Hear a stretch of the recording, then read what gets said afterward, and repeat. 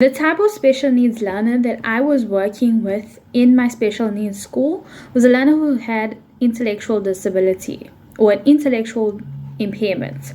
So an intellectual disability is the term used when a person has certain limitations in cognitive functioning and skills, in which includes the conceptual, the social, the practical skills, which are your language, your social and self skills.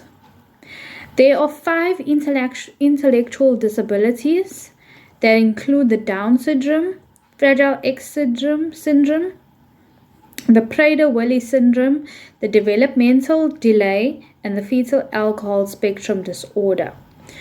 While my name is Keana Colbeck, my student number is 21202042.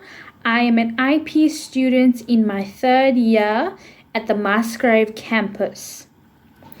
So I've chosen the disability called, or the impairment called, an intellectual disability, and majority of the learners in my classroom were intellectually impaired. So the reason why I've chosen these certain colors in my mask is because the top part of my mask has a brown lining on it, or brown drawing, which resemble a brick effect, which actually is used to show that the classroom that I was in was an upholstery class. So the learners used to make used to do woodwork or make objects such as ottomans, headboards, desks in the classroom. So I felt that elements stood out a lot for me, as I learned actually how to make my own ottoman whilst in that classroom for 4 weeks. Then I move on to the puzzle. We have a puzzle and there's a missing piece on the puzzle. So that actually demonstrates how a normal learner, or a learner who does not have a disability, their brain has all the puzzle pieces together.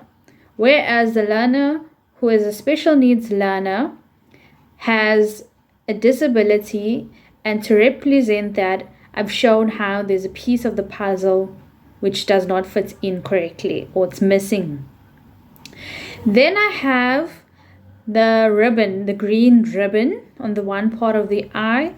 That is actually to show the color of cognitive thinking. So the color green is for cognitive and emotional thinking, which basically shows that the learners had a problem with their brain, or thinking, or academics.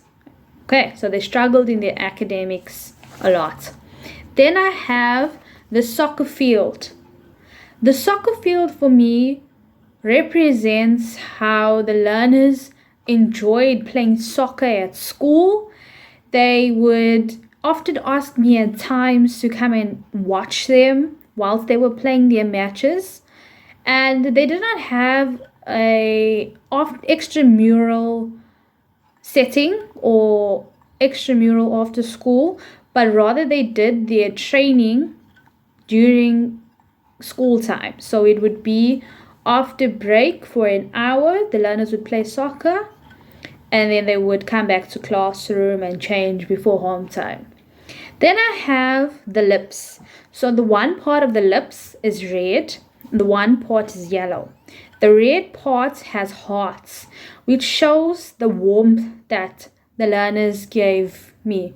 When I was in the special needs school, I felt very loved by the learners, and I actually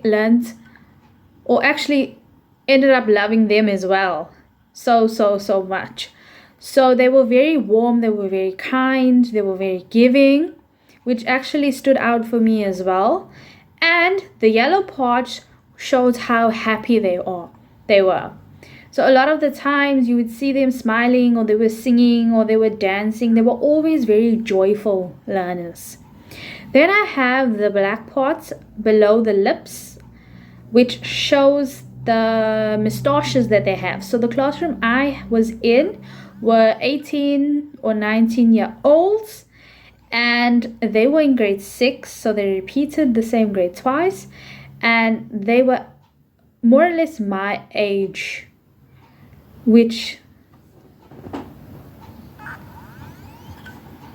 okay, so by them being more or less my age, it felt a bit weird, but I grew to actually learn that this is how special needs learners are, and they take time in developing and understanding academics, which is also why I've included the 1 + 1 sum, because when I was in my practice, I did also teach very basic lessons to them, and it was more so for the fact that they encouraged me to teach them. They often asked me, and many times, could I teach the lesson to them.